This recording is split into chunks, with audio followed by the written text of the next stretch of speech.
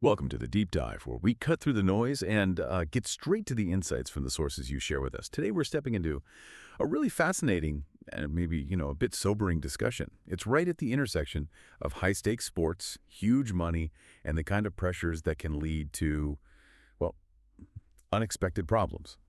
We've got a compelling set of sources today, shedding light on some recent headlines involving NBA players, and our mission for this deep dive is clear. We're going to unpack these situations, not just for the headlines, but really try to pull out crucial, actionable lessons. Specifically, we want to focus on what current players and aspiring players, too, can genuinely learn from these very public, financial, and legal situations, to safeguard their own careers. So let's get started. Okay, let's zero in first on the Malik Beasley situation. It really anchors our discussion today and kind of brings these issues into sharp focus. Our sources are indicating he's currently under investigation in a federal gambling probe. That's right. Reports indicate the U.S. District Attorney's Office is looking into allegations of gambling on NBA games. And even prop bets, those specific bets on player stats, not just the game outcome. Right. Now, it's really crucial to remember he hasn't been charged with anything. He gets the presumption of innocence, just like anyone else under the Constitution. Sure. These specific gambling allegations, they seem to stem from the 2023-24 season, specifically when he was playing for the Milwaukee Bucks. Okay, but here's where it gets, really striking for me, even alongside the federal probe, is the depth of his existing financial struggles. Our sources reveal that, separate from this investigation, he was already dealing with significant financial issues. There's a lawsuit filed back in April by his former marketing agency, Hazan Sports Management Group. Right. And it really highlights this. They're seeking, $2.25 million? Yeah. In damages and legal fees for breach of contract, basically saying he didn't hold up his end of the deal. Yeah, and what's truly fascinating, or maybe revealing, is how Hazan Sports described their own decision in the lawsuit. They actually stated they elected to take a chance and make a substantial investment in Beasley back in November 2023. And they did this fully aware, they say, of his known issues, including and especially financial issues. Wow. So they knew going in there might be problems. Seems like it. According to the lawsuit, they advanced him $650,000 for marketing purposes. Then, Beasley apparently terminated that deal about 2 years later, February 27th, and Hazan Sports alleges that when they tried to get that advance back, they received, and this is a quote, little more than drips and drabs of sporadic payments and vague promises to repay the balance over time. Drips and drabs, that doesn't sound good. Not at all. And this is quite something when you consider his career earnings, right? Malik Beasley has earned nearly $60 million over his 9-year NBA career. Yet, here he is, reportedly struggling to pay back a $650,000 advance. Yeah. It's a really sobering reminder, isn't it? Absolutely. That earning tens of millions doesn't automatically mean financial security. And the real surprise, maybe, isn't just that athletes need financial help, but maybe the sheer scale of the earnings creates this illusion of, invincibility. Yeah, I could see that. Or maybe it attracts the wrong kind of advice. So the insight here, for any player listening, current or aspiring, is realizing that huge wealth can actually amplify bad habits or expose you to bigger risks. It just makes fundamental financial literacy, non-negotiable from day one. It could be a mix of things, right? Maybe predatory advice, maybe just a lack of financial education, enormous family pressure, maybe underestimating taxes, not planning for after basketball. The sources say known issues, which implies a history. That makes the agency's chance they took even more, interesting. Okay, so when Hazan Sports said they elected to take a chance knowing about these known issues, what kind of gamble was that for them? And maybe more importantly, what does it tell us about how vulnerable players might be if they're desperate for cash for an advance? Oh, it's a huge gamble for the agency, definitely, especially with $650,000 on the line. It really speaks to the perception of an athlete's future earning power, right? They're betting on that potential. Right. But it also highlights how susceptible players can become when, immediate cash flow is tight. These agreements, they aren't always structured in the player's best long-term interest, especially if they're not getting truly independent, unbiased advice, financial or legal. So an advance feels like a lifeline. Exactly. But it can turn into an anchor really fast if it's not managed meticulously. And the immediate impact on Beasley's career, this probe, the financial stuff, it had clear consequences already. Oh, definitely. He was a free agent coming off what people called a resurgent season with the Pistons. Yeah, you played well. Sources indicate he was actually in talks with Detroit about a pretty significant deal, 3 years, $42 million. Wow. But those talks are now on hold, directly because of this investigation.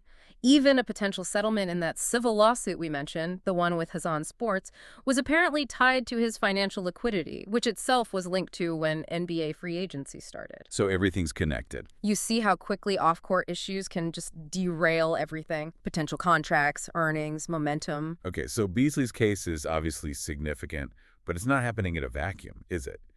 What does this tell us about the bigger picture for NBA players right now? Is there a pattern emerging? Well, if you connect the dots, Beasley's case isn't isolated, not at all. He's actually the third NBA player known to be investigated by the Eastern District of New York just in the last 18 months. 3 players in 18 months. Yes. So that pattern, it suggests maybe something more systemic. It definitely raises questions about the vulnerabilities, the pressures players might be facing in this environment. I mean, the most prominent case we've seen recently, the one that really hit the headlines, was Jontay Porter, former Toronto Raptor. Right, that was huge news. He pleaded guilty to wire fraud, which is basically, using phones or the internet in a scheme to defraud people.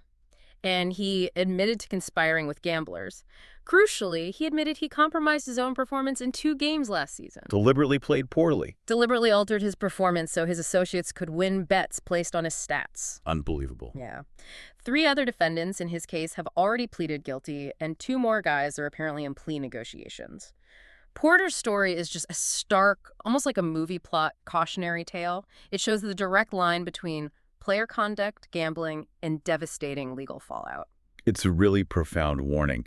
And this pattern, 3 players under federal investigation in 18 months, it does suggest something more than just, a few isolated bad choices. Is it just that sports betting is everywhere now? Legalized, accessible? Or are there maybe deeper pressures on these players pushing them towards this? It's probably a combination of factors. The widespread accessibility of betting, that's definitely part of it. It's just so easy now.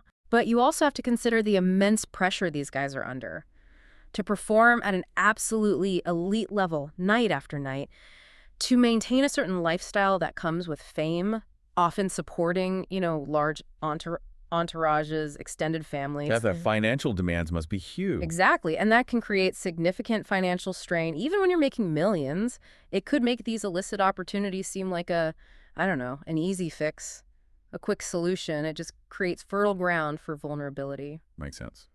And then there's Terry Rozier, Miami Heat point guard. He also remains under investigation.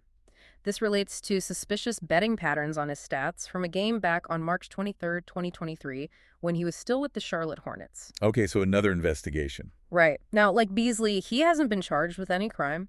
And the NBA had stated previously that they looked into it and found no league rules were broken at the time. But the fact that these federal investigations are ongoing and they're public, that's significant in itself. It puts careers, potential deals, everything on hold, regardless of what the final outcome might be.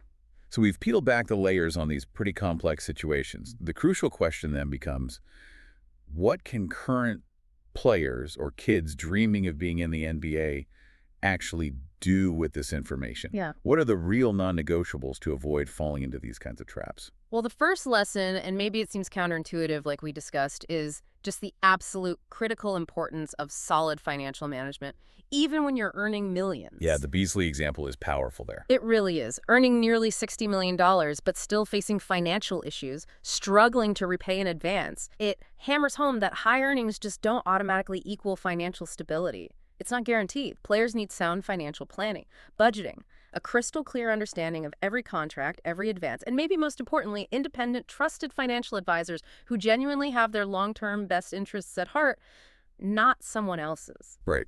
Avoiding situations where you feel desperate. Exactly. Avoiding those quick fix solutions or situations that just leave you vulnerable. That's key.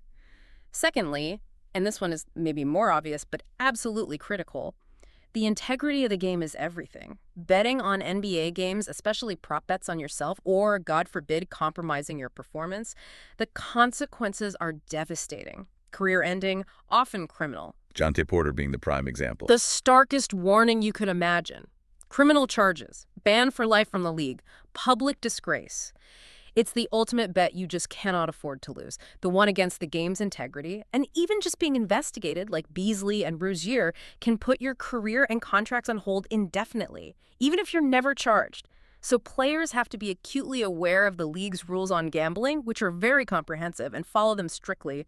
No gray areas. Okay, so financial management, game integrity. What else? Finally, it's about the professional relationships you build and understanding the intense scrutiny that just comes with being a public figure, an NBA player. That Hazan Sports lawsuit, it really illuminates how complex those player-agent or player-agency relationships can be. You absolutely have to understand your contractual obligations, termination clauses, repayment terms, read the fine print, get good legal advice. Because the spotlight is always on. Always. And that constant scrutiny means any financial misstep, any association with gambling, even if it's just an investigation, even if it's indirect, can have immediate, far-reaching impacts. It affects your career path, your free agency chances, your public reputation. It's almost like, in any high-stakes career, CEO, pro athlete, whatever, the biggest risks aren't always in doing your main job, but in how you manage everything else off the court or outside the boardroom. That's a great point. Well, this deep dive has certainly peeled back some layers on the really intricate world of pro basketball. It shows the challenges go way beyond just playing the game. From managing complex finances to facing federal investigations, these stories are powerful cautionary tales that offer some pretty clear lessons for any player, really. It really does. And it raises an important question, I think, for all players, whether you're aspiring or currently in the league.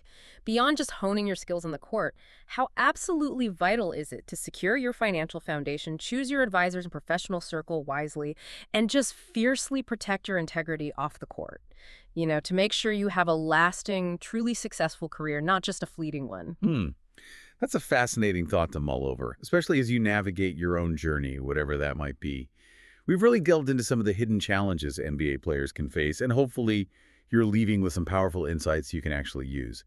Keep exploring, keep questioning, and thanks for joining us for this insightful discussion.